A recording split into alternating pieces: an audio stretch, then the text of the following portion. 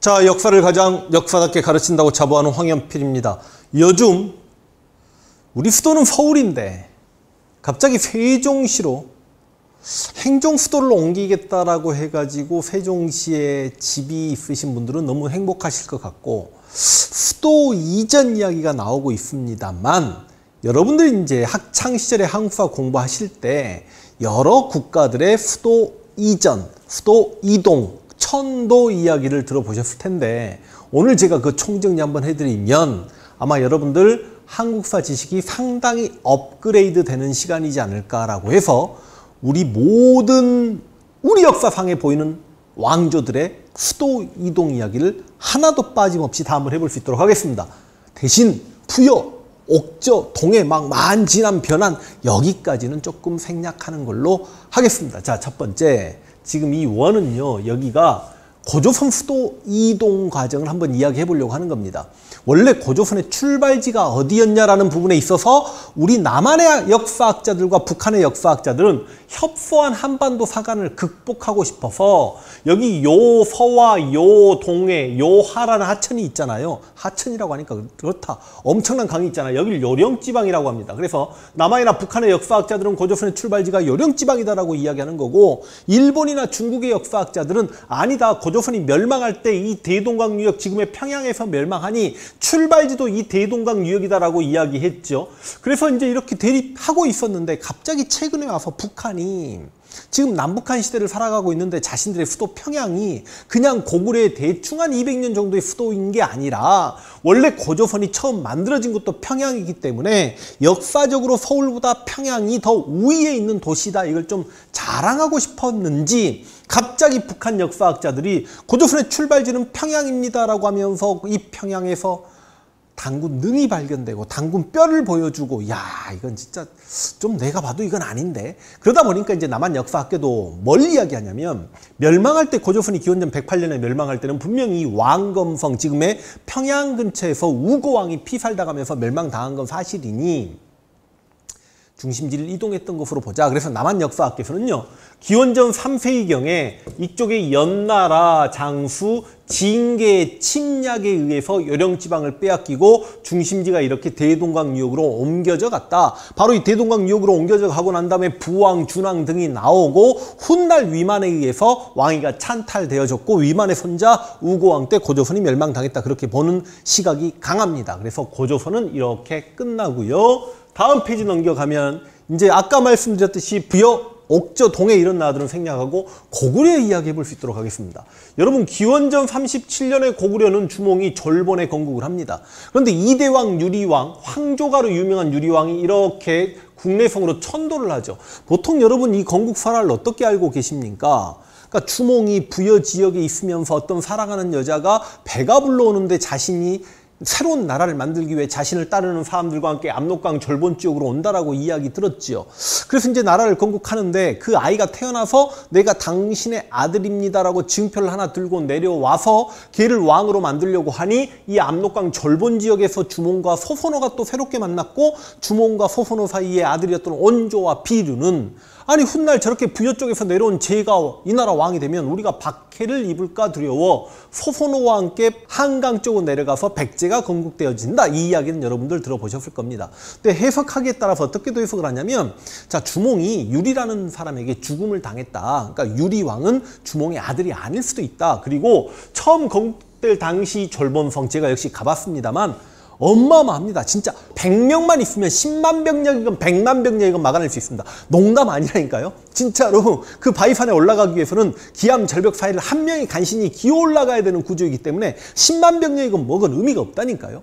그리고 그 산 위에 졸본성 위에 살 수 있는 인구가 많아봐야 내가 볼 때 1000명이 1000명? 그러니까 진짜 고구려가 처음 출발할 때는 아주 작은 국가로 그만큼 부여가 두렵고 그래서 졸본성에서 수비를 하기 위해서 수도를 삼았다가 이제 유리왕이 주몽을 죽였을 수도 있고 보다 넓은 곳 국내성으로 이렇게 천도하지 않았나 이런 생각을 해봅니다.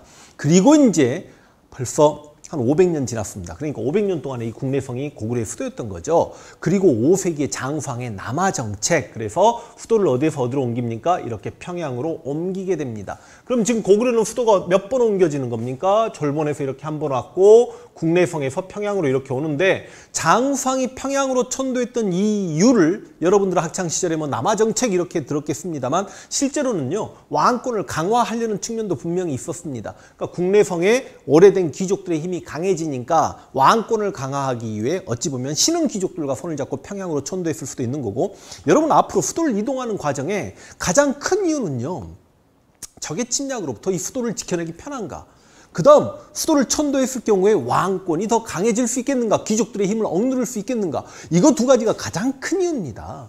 그럼 막말로 여러분 국내성보다도 중국 세력이 침략했을 때 조금 더 수비하기 편한 곳이 평양이었을 수도 있는 거고, 왕권 강화를 위해 천도했을 수도 있는 거고, 그리고 이 국내성은 압록강이 여기 있잖아요. 그러면 압록강이 이렇게 흘러가면 압록강의 중류 지역이 위치하고 있습니다만, 여기 대동강이 이렇게 있을 때 대동강의 하류에 있는 평양이 서해바다로 진출하기 더욱더 좋은 측면이 있었기 때문에 서해로의 적극적 진출을 위해서 국내성에서 평양으로 천도했다. 물론 장황이 평양으로 천도하고 바로 백제를 때려버리는 측면에 있어서 남하정책하기 위해 천도했다. 이것도 맞는 거죠. 자, 그러면 이제 고구려도 해결되는 거고, 백제 가보겠습니다. 여러분 백제 수도는 한성입니다. 지금 여기 이렇게 백제가 있죠.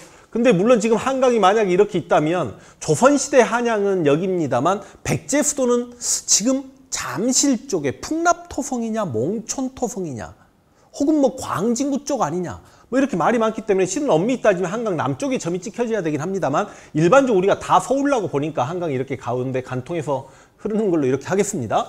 그래서 이 서울이 수도였습니다. 기원전 18년에 건국돼서 5세기에 장황의 남하 정책에 밀려서 475년에 어쩔 수 없이 웅진으로 도망쳐 내려갈 때까지, 그래서 여러분 웅진시대라고 이야기하죠. 그러니까 이 한강육을 장악하고 있다가 웅진로 문주왕이 천도합니다. 그리고 문주왕 다음에 동성왕 때 약간 국력이 회복되고 무령왕 때 웅진에서 잘 나갔죠. 근데 이제 웅진에서 왕이 됐던 성왕이 바로 옆에 사비로 이렇게 도읍을 옮깁니다. 여러분 그러니까 백제가 한성유역에서 웅진로 내려갔던 건 장황의 남하정책에 밀려서 당시 백제 왕이었던 계로왕이 잡혀 죽게 되니 계로왕의 아들 문주왕이 웅진 지금의 공주로 천도를 했던 거고, 이 공주 웅진에서 왕이 되었던 훗날 성왕은 6세기에 이 공주의 귀족의 힘이 강해지니까 부여지역의 사택시의 힘을 좀 이용하고자 하는 측면이 있어서 사비로 천도를 했는데,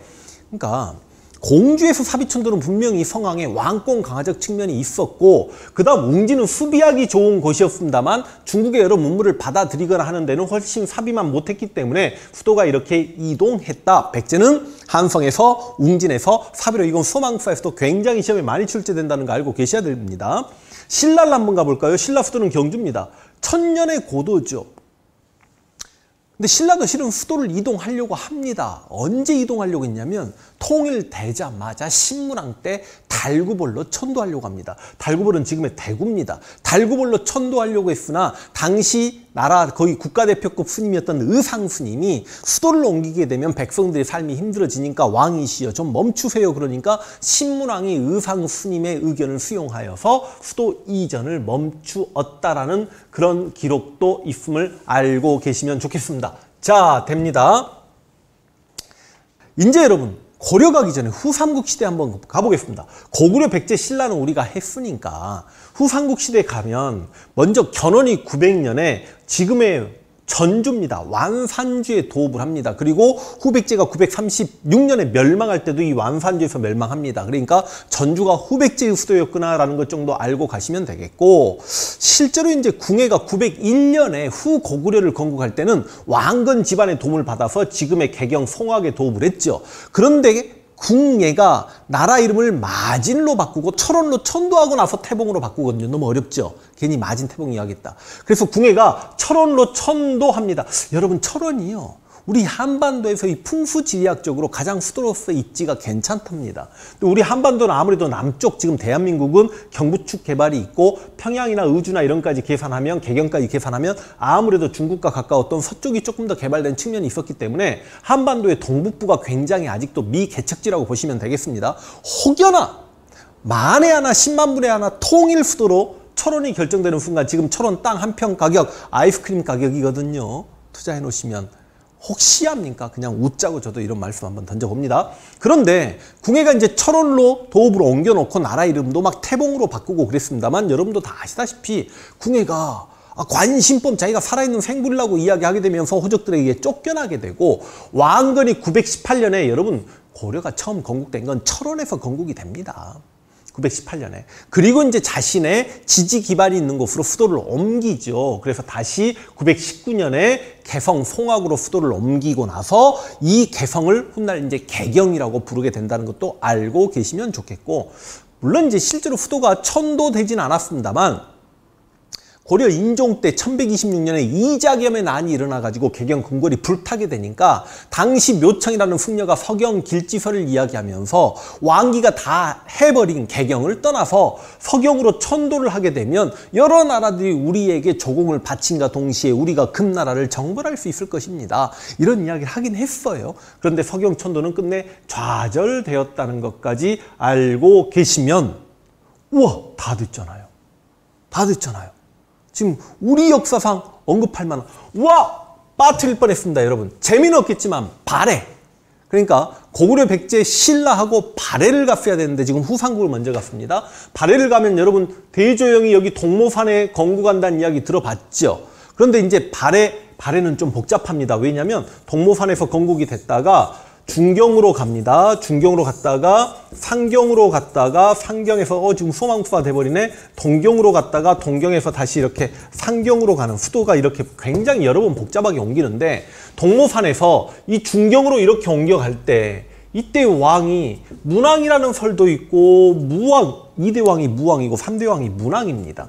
문왕이라는 설도 있어요. 근데 중경에서 이렇게 상경으로 천도할 때는 그 유명한 문왕입니다. 그래서 여러분 이게 가장 중요하죠. 발해 문왕 때 중경에서 상경으로 천도하고 이 상경에 당나라 장안성을 본따서 주작대로를 만들었다라고 이야기합니다. 문왕이 왕을 60년 가까이 통치하는데 문왕이 죽기 직전에 동경으로 갑니다. 역시 문왕이 갑니다. 이 동경으로 문왕이 갔던 이유는 뭐냐면 그만큼 발해가 좀 외로운 나라였고 일본과 친하게 지내려고 하죠. 그래서 이쪽에서 보통 일본으로 바닷길을 이용해서 사신들이 건너갔지 않습니까? 이걸 이제 일본도, 길도자 이렇게 이야기하는데 일본과의 관계를 고려해서 이렇게 동경으로 갔습니다만 문왕이 죽자마자 바로 다음 왕인 성왕이라는 왕이 다시 상경으로 수도를 다시 옮깁니다. 그래서 결과적으로 발해는 요 나라 거란족에게 멸망할 때까지 수도가 바로 이 상경이었기 때문에 가장 중요한 건 상경으로 처음 옮겼던 왕이 누구냐? 문왕이다. 그래서 중경에서 상경천도가 가장 중요한 내용이라고 생각하시면 되겠습니다. 완전히 이건 소망수가 돼버리죠. 다 했습니다. 고조선 했고 고구려 백제 신라 했고 발해 했고 후 백제 후 고구려 그리고 고려 건국 이야기까지 했기 때문에 이제는 조선으로 가보겠습니다. 여러분 조선을 가시면 조선의 수도는 당연히 한양이죠. 맞죠? 그래서 500년 동안의 한양입니다. 그런데 일본에게 나라를 빼앗기게 됩니다. 엄밀히 따지면 조선이 1897년에 대한제국으로 나라 이름이 바뀌죠. 그리고 1910년에 일본에게 병합당합니다. 그 일본에게 병합당할 때 조선 총독부 역시 당시 한성이라고 불렸던 조선시대 한양 그 자리 그대로, 그러니까 일제강점기의 조선의 수도 역할을 역시 한성이 대신합니다. 그런데 이제 북한에는 소련 군정이 들어오고 남쪽에는 미 군정이 들어오면서 그때부터 소련 군정은 평양을 중심으로 군정을 실시했고 미군은 서울을 중심으로 군정을 실시하면서 각각 남한과 북한 두 개의 정부가 들어서다 보니까 북한의 수도는 평양이 돼버리고 남한의 수도는 서울이 되면서 과연 도시, 수도로서 정통성은 어디가 있냐라는 충분히 이제 대립각을 세울 만한 곳이 각각 평양과 서울입니다. 그런데 갑자기 이제 대한민국이 수립되고 지금 이제 70년 넘어서고 있는데 갑자기 세종시로 이렇게 수도를 옮긴다라고 하는데 지역 개발이라든지 이런 측면에서는 당연히 세종시로 가면 전라도나 경상도나 충청도나 다 좋습니다.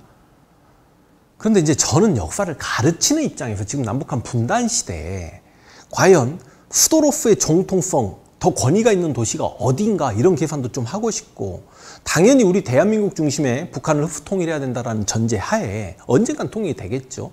그랬을 때 과연 수도가 어디가 되냐 하는 것도 이게 당시 북한 주민들과 우리 대한민국 주민들의 자존심 싸움이 계속 될 텐데 아직 북한과 통일에 대한 논의도 하지 못하고 있는 상태에서 수도를 저는 아래로 내려간다는 부분에 있어서 제 개인적으로는 역사를 가르치는 입장으로는 썩 그렇게 마음에 내키지 않습니다. 참고로 저 서울에 집 없고요.